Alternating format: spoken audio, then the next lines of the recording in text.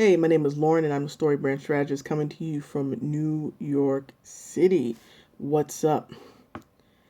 So, for today, one of the most important parts of being a marketer is to be aware of your audience, knowing who they are, what they live like, what they like and dislike, all that stuff. Know their emotional ranges up and down. It's all very important. And I happen to be someone who copyrights. So I need to know all that stuff. And sometimes you research markets and you'll find you dislike a lot of things about the people in that market, depending on what you're selling. And that's cool. But as a marketer, if you're working on an assignment, you have to do what you have to do, empathize, find those triggers, and break your copy, plan out your marketing strategy.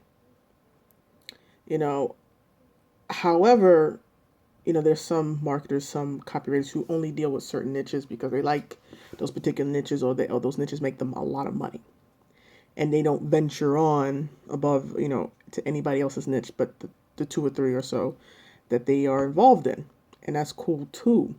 That's a good thing to do. You can specialize in that, and then you can charge more money because you only work in these two niches and you've had success.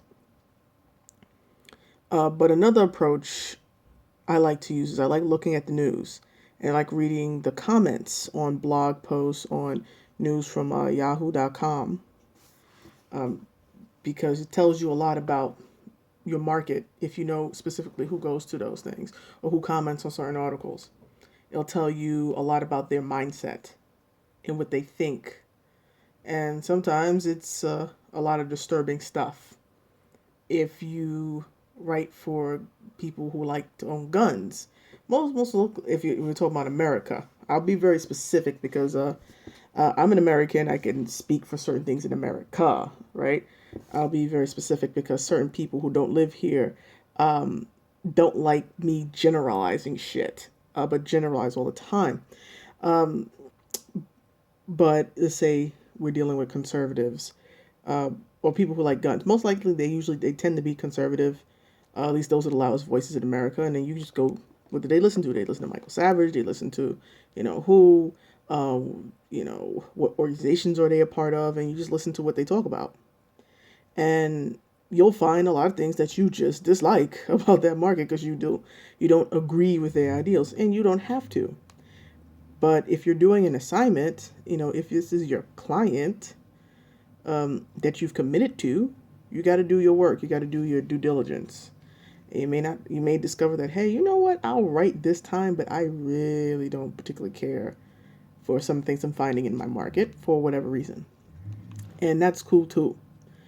Sometimes there are freelance marketers out there who feel they must work in a particular niche because they've had success in that niche, but they don't like working there for whatever reason. Whether it's you're writing a whole bunch of fitness copy, but you don't want to write any more fitness copy, but you're successful at it, then it's time to find another niche, another group of people, or maybe a sub niche within the larger niche you write in. If you're a copywriter or a marketer, there's a lot of choice out there. You just have to figure out what's going to work best for you.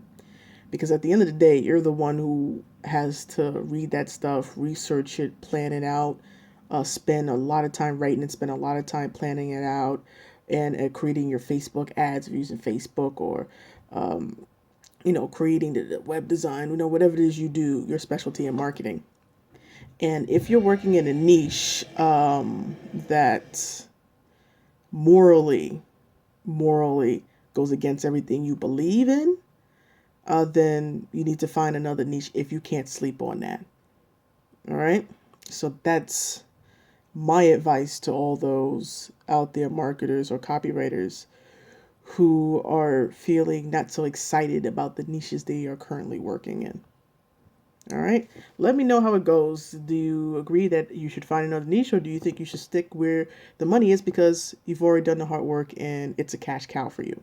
Because you can separate your belief system, and you can tolerate another belief system, another conservative system.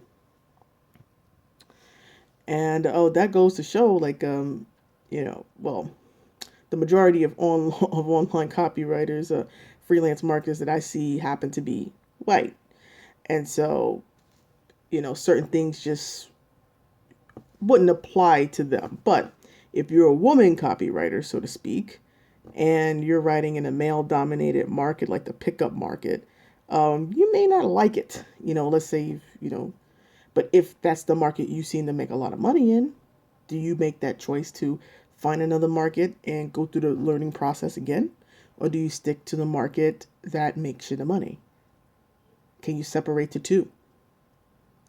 And if you can, or if you can't, but you continue to work in those markets, what does that say about you? All right. So you guys can think on that. This is Lauren. I am the Story Brand Strategist from New York City, coming to you from the Bronx. Deuces.